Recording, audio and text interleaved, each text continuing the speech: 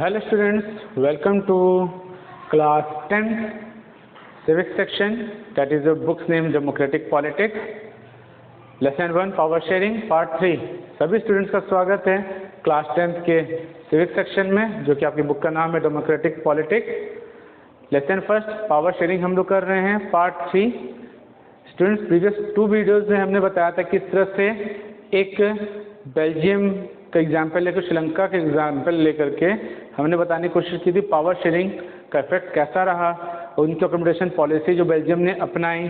Belgium में 2 तरह के लोग ज़्यादातर रहते थे, फ्रेंच और डच स्पीकिंग के लोग, और श्रीलंका में सिन्हाला और तमिल्स के लोग रहते थे। उनके बीच में आपस जो कॉन्फ्लिक्ट था, तो उन कॉन्फ्लिक्ट को कैसे सुलझाया गया पावर शेयरिंग के ज़रिए, और जब पावर शेयरिंग अपनाया गया तो बेल्जियम में उसका एक अच्छा इफेक्ट पड़ा।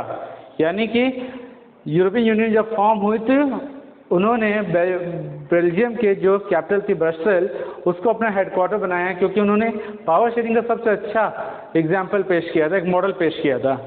और वहीं पे श्रीलंका में क्या हुआ, श्रीलंका में इसका एकदम बुरा असर पड़ा।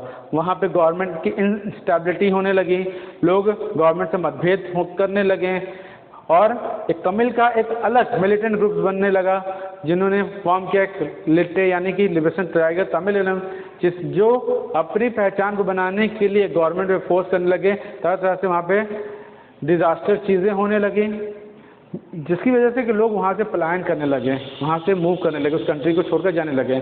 तो इसका कितना नुकसानदायक इफेक्ट पड़ा कि मतलब कि उन्होंने पावर शेयरिंग ना करके मेजोरिटेरियनिज्म की पॉलिसी अपनाई कि मेजोरिटी में जो लोग ज़्यादा होंगे उनका ही बात माना जाएगा। और मेजोरिटी में वहाँ पे सबसे ज़्यादा संख्या में जो थे सिन्हाला की पॉपुलेशन थे। अब देखिए, इसीलिए कहा जाता है कि क्या कहते हैं, पावर शेयरिंग की ज़रूरत क्यों, डिज़ायरेबल क्यों है, why power sharing is desirable. इसका 2 रीज़न है। First of all prudential. Prudential reason क्या है,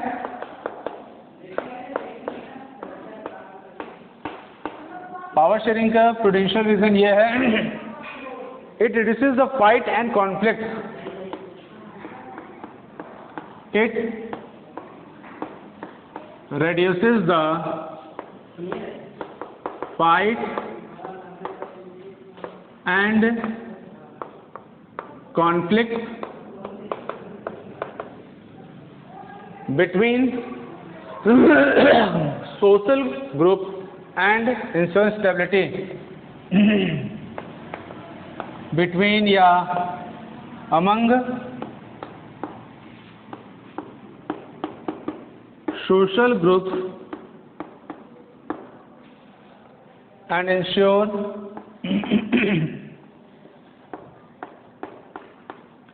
स्टेबिलिटी। मतलब कि गवर्नमेंट की स्टेबिलिटी हो जाना, लोग मतलब स्टेबल कर जाएं। अगर पावर शेयरिंग होती है तो उसका सबसे अच्छा पॉजिटिव रीज़न लगता है कि it reduces the fight and conflict. यानी कि आपस में जो मतभेद हैं, जो लोगों की विचारधाराओं के मतभेद हैं कि मुझे अपनी गवर्नमेंट चाहिए, अपनी जैसी चाहिए, तो पावर शेयरिंग होने पे इनका जो आपसी मतभेद होता है वो ख़त्म हो जाता है। और साथ ही साथ किसके बीच में, सामाजिक ग्रुप्स जो होते हैं, सोशल ग्रुप्स होते हैं, उनके बीच का मतभेद खत्म हो जाता है और एक स्टेबिलिटी आती है, गवर्नमेंट में स्टेबिलिटी आती है, डेवलपमेंट शुरू होने लगता है। सेकेंड रीज़न क्या होता है, मोरल रीज़न कहलाता है।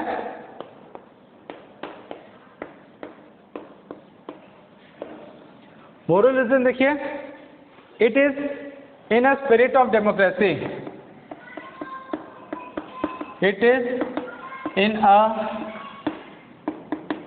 Spirit of democracy. ये एक स्पिरिट होती है डेमोक्रेसी, यानी लोकतंत्र गवर्नमेंट की। जैसे कि एक लोगों की चाह होता है कि हम एक लोकतंत्र में रहें। ये मोरल नैतिकता वाली रीज़न होती हैं कि लोग अगर पावर शेयरिंग के लिए तैयार हो जाते हैं तो इससे एक होता है कि डेमोक्रेटिक गवर्नमेंट बनती है।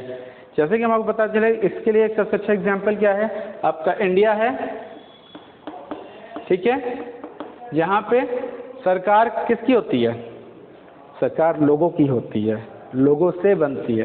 डेमोक्रेसी का डिफिनेशन क्या है?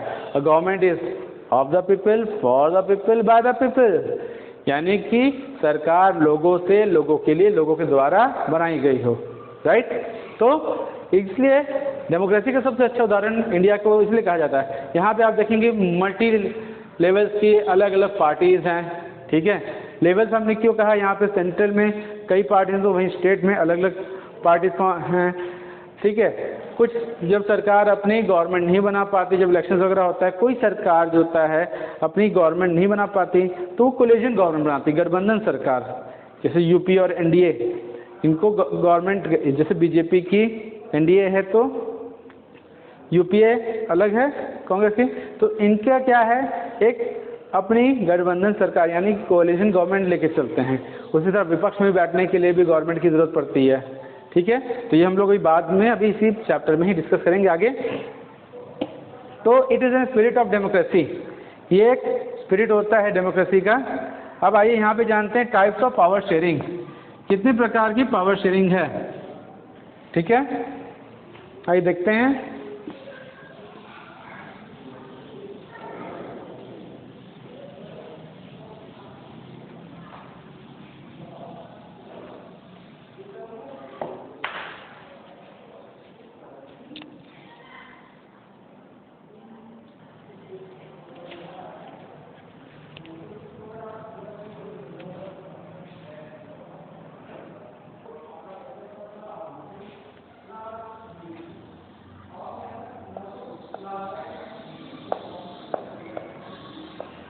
Types of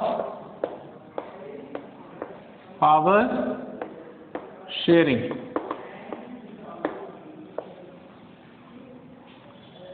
इसमें पहले चलेंगे हॉरिजॉन्टल वे में, यानी हॉरिजॉन्टल पावर शेयरिंग क्या होता है, देखिए।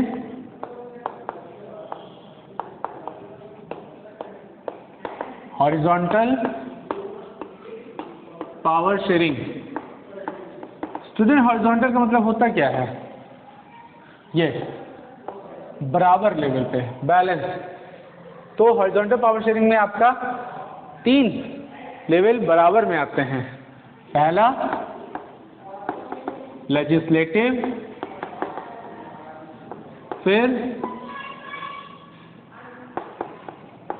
Executive, then judiciary.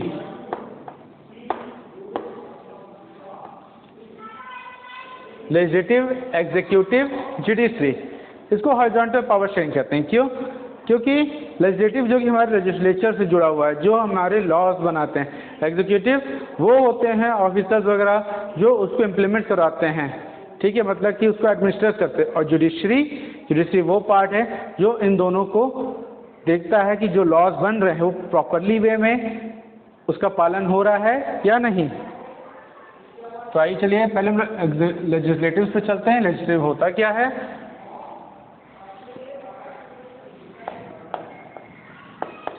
Legislative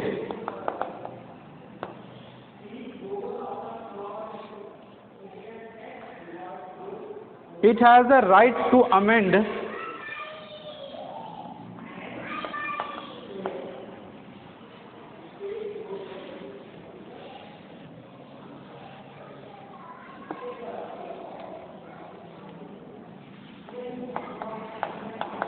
it has the right to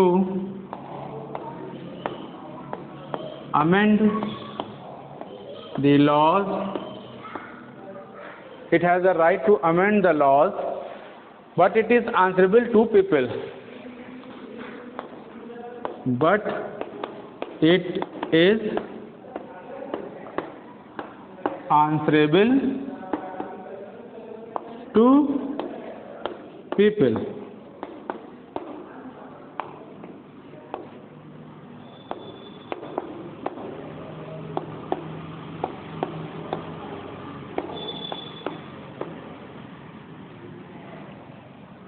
Yes, it has the right to amend the laws.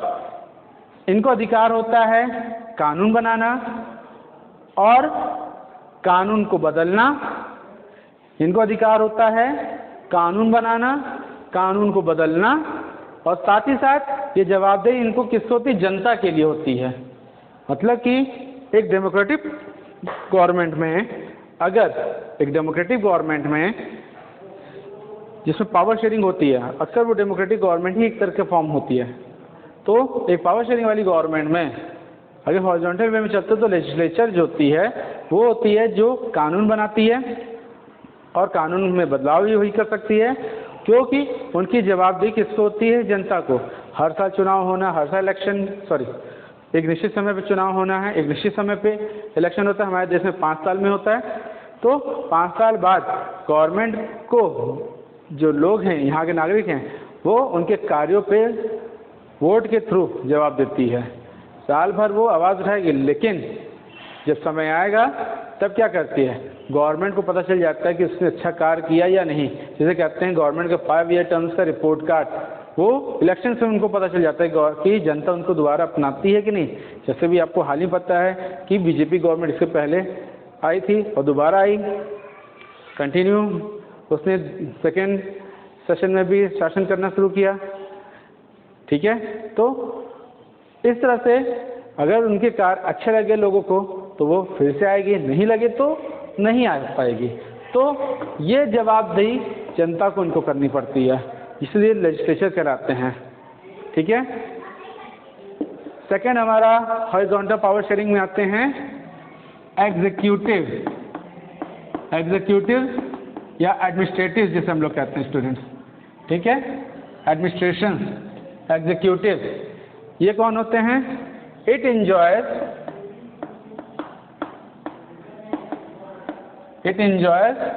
Official powers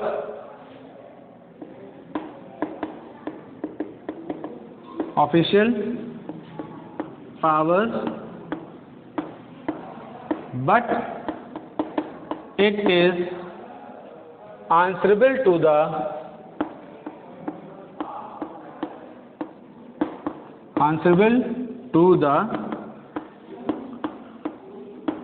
legislature या legislative.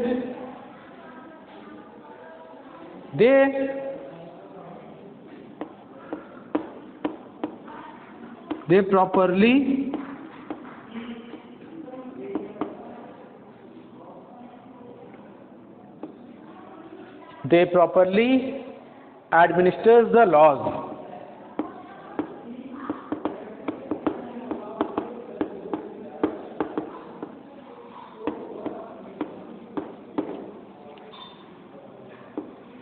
इसमें आके police department,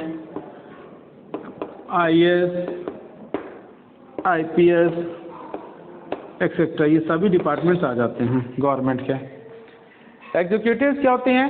it enjoys official powers. ये official powers तो इनके पास होती है, इनके पास मतलब ऑफिशियल पावर्स की एंजॉय करने मतलब ये नहीं कि अपने फायदे के लिए। ऑफिशियल पावर्स की एंजॉय करने मतलब कि ये ऑफिशियल पावर्स का इस्तेमाल करती हैं, but it is answerable to the legislative. लेकिन इनको जवाबदेही किसको होती है? लेजिस्लेटिव को। यानी कि अगर एग्जीक्यूटिव्स कुछ गलती करते हैं, एडमिनिस्ट्रेटिव ऑफिसर्स कुछ गलती करते हैं, तो कोई भी गवर्नमेंट में जो बैठे सरकार के लोग हैं वो उनसे पूछ सकते हैं कि आपने ऐसा क्यों किया, किस कारण से किया, क्या मकसद था करने का, कि जनता के हित में नहीं था तो आपने ऐसा एक्शन क्यों लिया। तो it enjoys official powers but it is answerable to the legislative. They properly administers the laws. इनका काम क्या होता है कि कानून को प्रॉपर वे में चलाना, यानी कि जो कानून इन्होंने बनाया लेजिस्लेटिव ने, क्या वो कानून सही तरीके से, सही मायने से राष्ट्र के अंदर चल रहे हैं या नहीं चल रहे हैं, कोई इस कानून को तोड़ तो नहीं रहा है, अगर तोड़ रहा है तो उसको अरेस्ट करते हैं या उस पर कानून की धाराएं लगाते हैं। तो ये सारा काम इनको करना होता है। ठीक है, तो they properly administrate the laws, example police, IAS, IPS officers etcetera. अब आते हैं हम जुडिशरी, वो डिपार्टमेंट जो पनिशेबल डिपार्टमेंट होती है, जिनको सजा देने का अधिकार होता है। Judiciary, it is N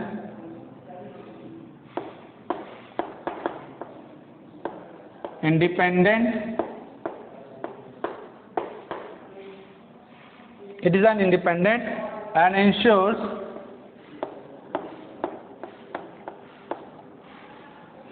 that the laws are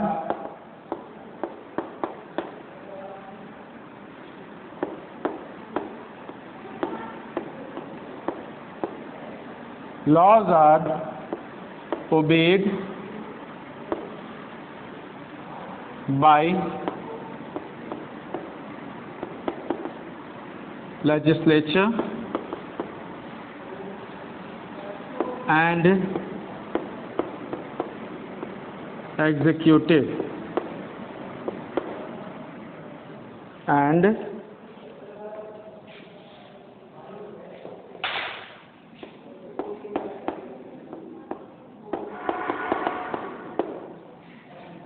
yes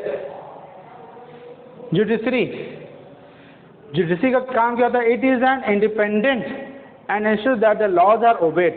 ये क्या देखती है? पहली चीज से स्वतंत्र है, एग्जीक्यूटिव और लेजिस्लेटिव से स्वतंत्र है। जुडिशरी हमारा होता है district court, high court, supreme court, ठीक है। अगर हम देखें जुडिशरी में आपका पंचायती राज सिस्टम भी आता है, तो district court, high court, supreme court, ये आपका जुडिशरी लेवल है। ये क्या देखती है? एन इंडिपेंडेंट, ये स्वतंत्र है इस चीज़ को निश्चित करने के लिए दैट द लॉ, जो कानून है वो सही तरीके से उसका पालन हो रहा है कि नहीं, और कौन आर ओबेड बाय लेजिस्लेचर, यानी कि लेजिस्लेचर के द्वारा जो कानून बनाए गए हैं उसका सही तरीके से पालन हो रहा है कि नहीं, एग्जीक्यूटिव उस पर सही तरीके से वर्क कर पा रहे हैं कि नहीं। तो ये जो है इन दोनों पे ध्यान रखती है, यानी कि जो उन्होंने लॉ बनाया वो लॉ एग्जीक्यूटिव उसको रन करा पा रहे हैं प्रॉपर वे में राष्ट्र के हित में, और जुडिशरी अगर कोई ऑफेंस वगैरह होता है, कोई लॉ उसको पालन नहीं करते हैं कोई लोग, तो एग्जीक्यूटिव रिपोर्ट करते हैं केस के थ्रू जुडिशरी को, तो जुडिशरी उनको पनिशेबल ऑफेंस मान करके उसके सजा तय करती है। ये सजा कभी नहीं तय करेंगे, कोई भी क्राइम वो इनको पता है कि किस क्राइम की कितनी सजा, लेकिन ये सजा तय नहीं करेंगे। उसके एविडेंसेस, उसके सबूत पेश करते हैं जुडिशरी के सामने, जुडिशरी सजा तय करती है। जुडिशरी के जो जजेस होते हैं, जैसे कि सुप्रीम कोर्ट के जो जज होते हैं आपके प्रेसिडेंट ऑफ इंडिया के थ्रू नियुक्त किए जाते हैं, तो हाई कोर्ट के आपके गवर्नर के थ्रू, तो इस तरह से ये काम होता है, ठीक है। ये हॉरिजॉन्टल पावर शेयरिंग, मतलब कि सब एक दूसरे पे बैलेंस है, सब एक दूसरे पे वर्किंग बैलेंस रहता है, सब एक दूसरे पे वर्किंग बैलेंस रहता है, ये एक दूसरे को बैलेंस करते हुए, चेक करते हुए चलते हैं, इसी से हम लोग हॉरिजॉन्टल पावर शेयरिंग करते हैं, ठीक है। अभी हम नेक्स्ट आपको बताएंगे वर्टिकल पावर शेयरिंग क्या होता है।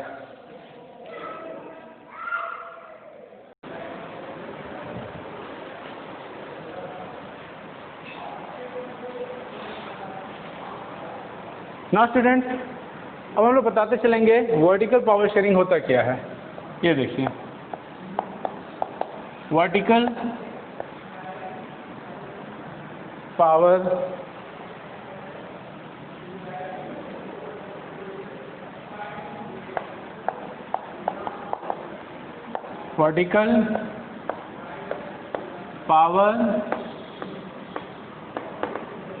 शेयरिंग ये अलग अलग लेवल पर होता है। जैसे कि मान लीजिए कि सेंट्रल, स्टेट, लोकल, ठीक है। इसमें क्या होता है, सेंट्रल अपनी कुछ पावर्स होती है, सम पावर्स स्टेट को देती है, स्टेट अपने कुछ पावर्स को लोकल के साथ शेयर करती है। हम यहाँ पे इसको कह सकते हैं डिस्ट्रिक्ट लेवल पे, एक तरह से लोकल को डिस्ट्रिक्ट लेवल भी कह सकते हैं, या विलेज लेवल पे। डिस्ट्रिक्ट के नीचे आपका विलेज लेवल आता है, ठीक है, तो ये विलेज लेवल हो गया। तो यहाँ पे ये कुछ पावर्स आपस में शेयर करते हैं, मतलब कि पूरी पावर जो पूरे केंद्र को, सेंट्रल के पास वो पावर पूरे राष्ट्र को चलाने के लिए, स्टेट को कुछ पावर्स छूट दे देती है, उसमें वो शेयर करती है, ठीक है। स्टेट जो होता है हर जगह लोकल्स नहीं एडमिनिस्टर कर पाता प्रॉपर वे में, तो लोकल को कुछ पावर्स मिलती है अपने हिसाब से चलाने के लिए। तो ये यहाँ पे पावर शेयरिंग इस लेवल पे होती है। इसको हम लोग कहते हैं एक तरह से वर्टिकल पावर शेयरिंग, क्यों? क्योंकि टॉप टू बॉटम में आते हैं, ठीक है। हॉरिजॉन्टल में क्या था, ये एरो इस तरह जाता था, वर्टिकल हमारा टॉप टू बॉटम से आते हैं। आइए देखिए अब इसका असर क्या क्या होता है। Power sharing among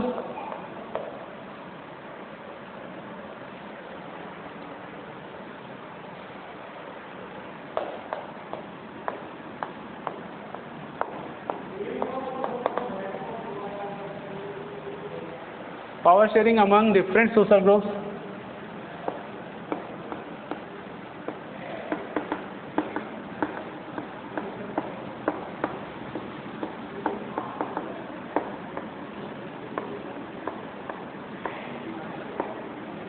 groups, example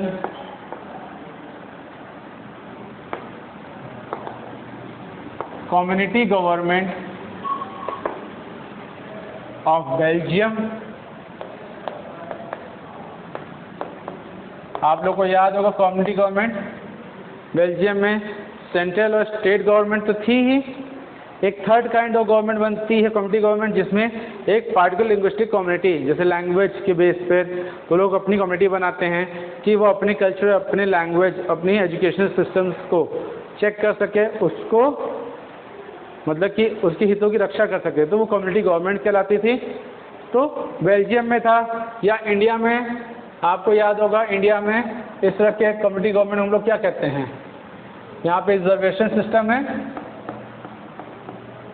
India में रिजर्वेशन सिस्टम जो है आपके जैसे अलग अलग कम्युनिटीज़ बनी हैं, SC/ST ग्रुप्स का अलग रिजर्वेशन सिस्टम बना है, वुमेन्स का अलग बना है, वुमेन्स का अलग बना है, और साथ ही साथ इनके लिए अलग से कमीशन कम्युनिटी, मतलब कि अलग अलग लोगों ने अपना अपना कम्युनिटी बनाया है। तो ये रिजर्वेशन सिस्टम जो है इंडिया के हिसाब से, और ये कम्युनिटी गवर्नमेंट बेल्जियम के हिसाब से। तो यहाँ पे power sharing among different social groups में होती है, ठीक है। फिर आते पावर शेयरिंग का एक और इफेक्ट,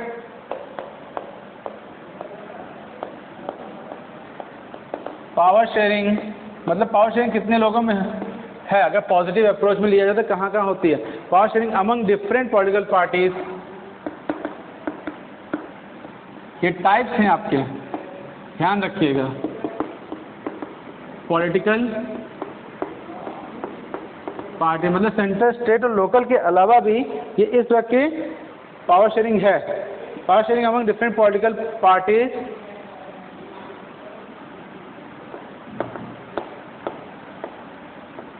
to form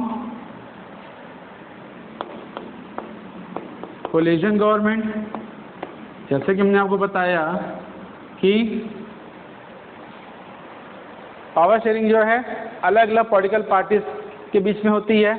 जैसे अगर कोई गवर्नमेंट अपनी बहुमत को साबित नहीं कर पाते तो वो कुछ दल के साथ मिल करके या अलग पार्टीज के साथ मिल करके अपना कोलिशन गवर्नमेंट यानी गठबंधन सरकार बनाती है, तो वहाँ पॉलिटिकल पार्टीज के साथ मिल करके होता है। फिर आते हैं power sharing among pressure groups. Power sharing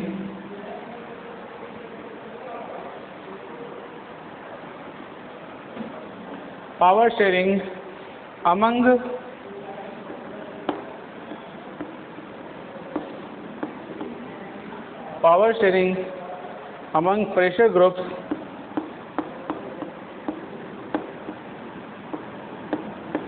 and movements, right? Power sharing among different social groups, ये आपको बताया हमने। अब power sharing among different political parties to form the coalition government. Power sharing among pressure groups के बारे में आपको हम बताते हैं। तो ये इतने तरीके से हमारी जो पावर शेयरिंग होती है वो बनती है। अब आइए जाने पावर शेयरिंग अमंग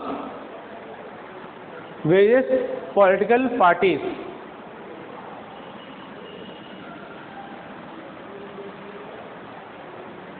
इसके अंदर में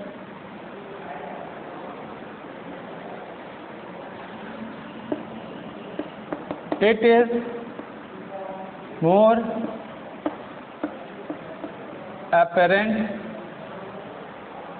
is more apparent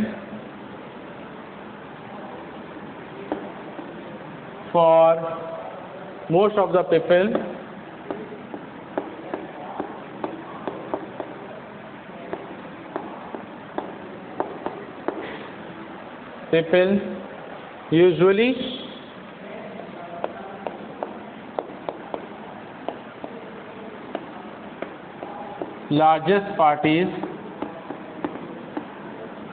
usually largest parties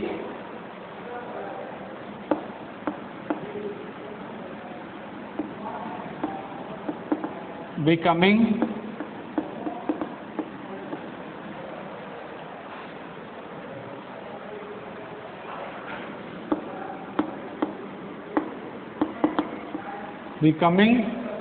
ruling parties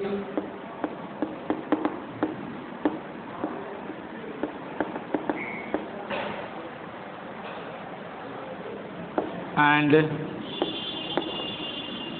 other forms the opposition.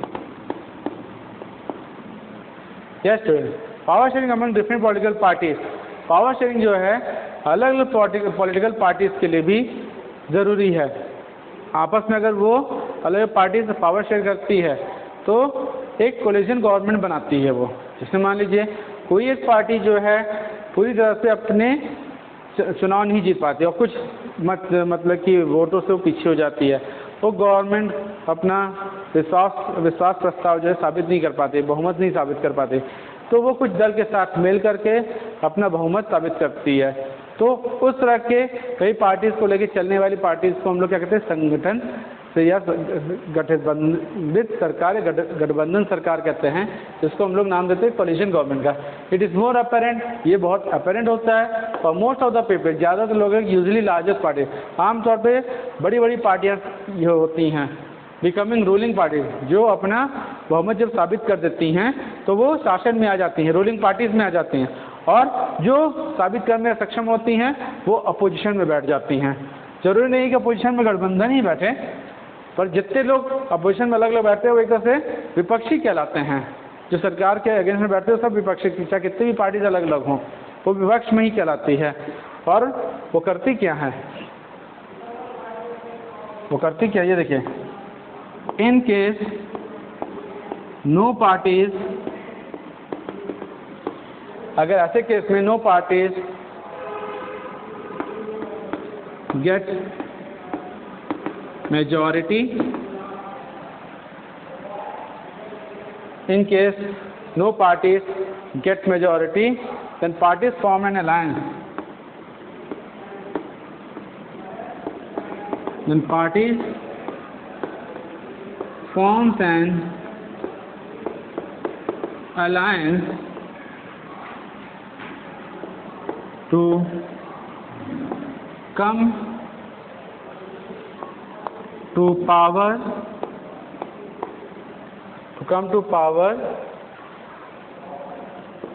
and form coalition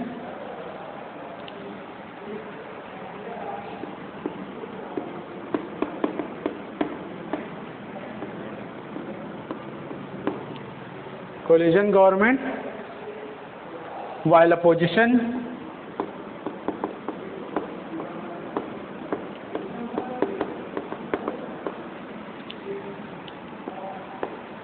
have a keen eyes to check and raise voice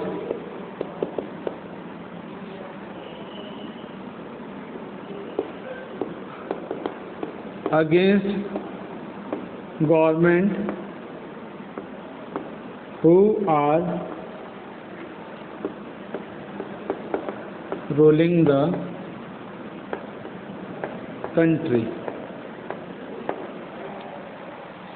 in case, अब जैसे हमने कहा power sharing among different political parties, अलग अलग political parties अपनी power share करती हैं, आपस में मिल करके एक कोलिशन गवर्नमेंट बनाती है। अगर वो पूरी तरह से बहुमत साबित नहीं कर पाती तो वो कोलिशन गवर्नमेंट बनाती है, ठीक है। उसी तरह जिनके पास बहुमत कम हो जाता है, कई दल साथ मिलकर वो विपक्ष में बैठ जाती हैं, और जो बहुमत साबित कर देती हैं वो शासन में आती है। अगर उसी केस में हमने कहा कि अगर कोई पार्टी जिसको मेजॉरिटी नहीं मिल पाती, बहुमत साबित नहीं पाती, वो अलायंस बनाती है। जैसे कि हमारी बीजेपी की एनडीए अलायंस है, तो कांग्रेस की यूपी अलायंस है, तो अलायंस बनाती है टू कम टू पावर, जिससे कि सत्ता में आ सके अगर अपना अलायंस साबित कर देती है, एंड फॉर्म कोलिशन गवर्नमेंट, और एक गठबंधन सरकार बनाती है। जबकि जो अपोजिशन होती है हैव अ कीन आई, उसकी एक बात की तरह नजर, क्योंकि उसको पता चल गया कि सरकार जो अपने बहुमत साबित कर गई और सरकार बना ली, तो जो अपोजिशन विपक्ष में लोग बैठते हैं वो लोग सरकार के सभी कार्यों पर बहुत ही गिद्ध की तरह नजर रखे होते हैं, और वो ये ध्यान रखते हैं कि सरकार कोई भी चूक या गलती लोगों के अहित न करने पाए या किसी भी समुदाय का अहित न कर पाए। हैव अ कीन आई टू चेक, वो हमेशा चेक करते रहते हैं, ये चेक करते रहते हैं। एंड रेज वॉइस, और वो वॉइस उठाते हैं अगर उनको लगता है कि कहीं कुछ गड़बड़ हुआ है, तब वो आवाज़ उठाते हैं। किसके खिलाफ? गवर्नमेंट के खिलाफ, जो कि उस समय कंट्री को चला रही होती है। तो इस तरह से ये अपने शेयर करते हैं। अभी इसमें और भी है, हम अब बात करेंगे उनकी जो power sharing among pressure groups, ठीक है, pressure groups and movements.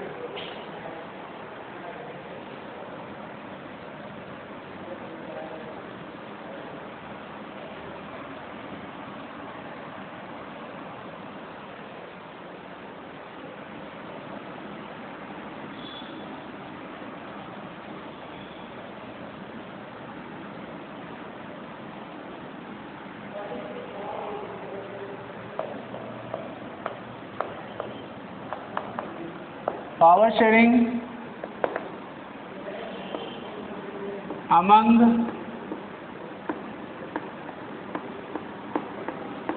pressure groups and movement। ये क्या है? ये प्रेशर ग्रुप है क्या? आखिर ये प्रेशर ग्रुप्स है क्या? आपको जैसे हमने कम्युनिटी गवर्नमेंट बताया, पावर शेयरिंग जो होती है प्रेशर ग्रुप्स की भी होती है।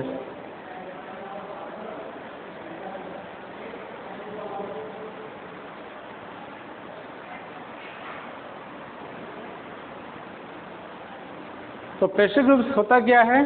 प्रेशर ग्रुप्स एक तरह का समूह होता है जो गवर्नमेंट के अंडर में तो रहता है, लेकिन इनका अलग अलग यूनियन होता है। जैसे कि हम बात करें, दे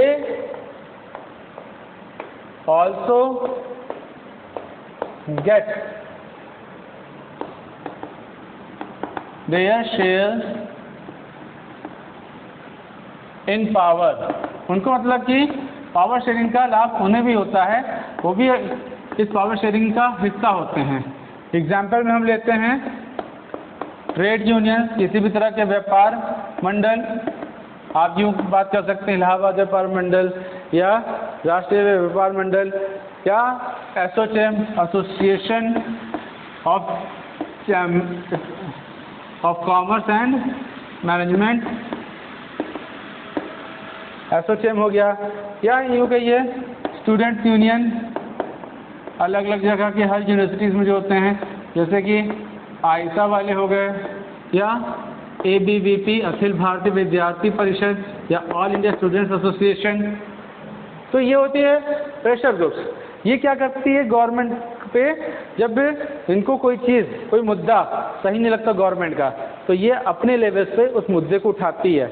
यूनिवर्सिटीज़ में जब कोई दिक्कत आती है स्टूडेंट्स के बीच में, या गवर्नमेंट से वो नाखुश होते हैं किसी चीज़ को लेकर के, तो वो अपना विरोध प्रदर्शन जारी करते हैं। तो इस तरह से वो अलग अलग उनकी पार्टीज होती है स्टूडेंट्स यूनियन की। आजकल आप देखते होंगे कभी कभी आशा वाले जो हैं वो विरोध प्रदर्शन कर देते हैं, कभी कभी देश हित की कहीं बात आती है तो अगर देश के विरोध कार्रवाई हो रही तो एबीपी वाले विरोध करना शुरू कर देते। तो ये स्टूडेंट्स यूनियन जो है या ट्रेड यूनियन, अगर व्यापार ट्रेडिंग करने में कोई दिक्कत आती है तो ये सब अपनी बातें गवर्नमेंट तक पहुंचाने के लिए अपनी वॉइस को रेज करते हैं। तो ये प्रेशर ग्रुप्स कहलाते हैं, इनके मूवमेंट्स होते हैं। फिर आते हैं लास्ट हम लोग ऐसे लोग जो रिप्रेजेंटेटिव्स कहलाते हैं। रिप्रेजेंटेटिव्स कौन होते हैं? Representatives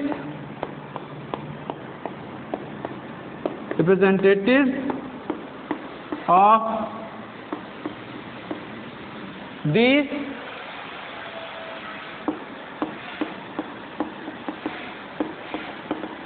association become part of many decisions. Representatives of these association became a part of many decisions making body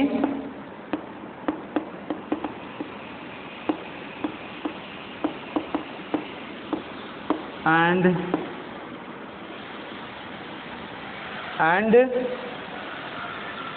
these enjoy their share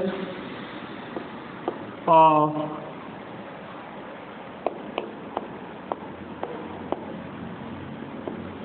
power sharing. कुछ रिप्रेजेंटेटिव्स होते हैं कुछ एसोसिएशंस के, मंडल के या समुदायों के, जो वो भी अपने हित के हिसाब से, अपने समुदाय के हिसाब से, अपने मंडल के हिसाब से हिस्सा होते हैं किसके, कुछ निर्णयों में। अब जैसे आपकी हम बात करें तो एग्जाम्पल लेबर यूनियन होता है। लेबर यूनियन अलग लेवल पे होता है, नेशनल लेवल पे अलग होता है, स्टेट लेवल अलग होता है, मजदूरों का यूनियन होता है, किसान का यूनियन अलग होता है। तो ये जो इनके जो रिप्रेजेंटेटिव्स होते हैं एसोसिएशंस के, ये भी अलग कहलाते हैं, पार्ट ऑफ मैनी डिसीजन। ये भी कई गवर्नमेंट जो निर्णय लेती है उसके हिस्से में आते हैं, मतलब कि उसके भागीदारी बनते हैं, उनके निर्णय की भागीदारी बनते हैं, ताकि जो निर्णय गवर्नमेंट ले रही है उनको भी ध्यान में रखते हैं, उनके भी हित को अगर नहीं ध्यान में रखती है तो वो भी विरोध प्रदर्शन करते हैं। और इस तरह से ये एंजॉय करते हैं क्या, अपना शेयर, अपने भागीदारी शेयर करते हैं किसका, पावर शेयरिंग का। ओके, तो स्टूडेंट्स आपने देखा कि किस तरह से पावर शेयरिंग अगर प्रॉपरली वे में होती है, पॉजिटिव वे में होती है, तो एक डेमोक्रेटिक गवर्नमेंट चलाई जाती है, एक अच्छी गवर्नमेंट होती है। और अगर पावर शेयरिंग का यही चीज़ हटा दिया जाए तो कोई भी राष्ट्र में कोई भी गवर्नमेंट चलना मुश्किल हो सकती है। या तो वहाँ पे सीधे डिक्टेटरशिप चलती है या तो फिर वहाँ पे मोनार्की, शाही शासन चलता है। और अगर कहीं पे पावर शेयरिंग होती है तो वो डेमोक्रेटिक गवर्नमेंट में ही एक तरह से अच्छे से आ सकती है। तो यहाँ तक आपका चैप्टर ओवर हुआ स्टूडेंट, ठीक है। इसको स्टडी करिएगा, बहुत ध्यान से पढ़िएगा। Okay, till then have a good day.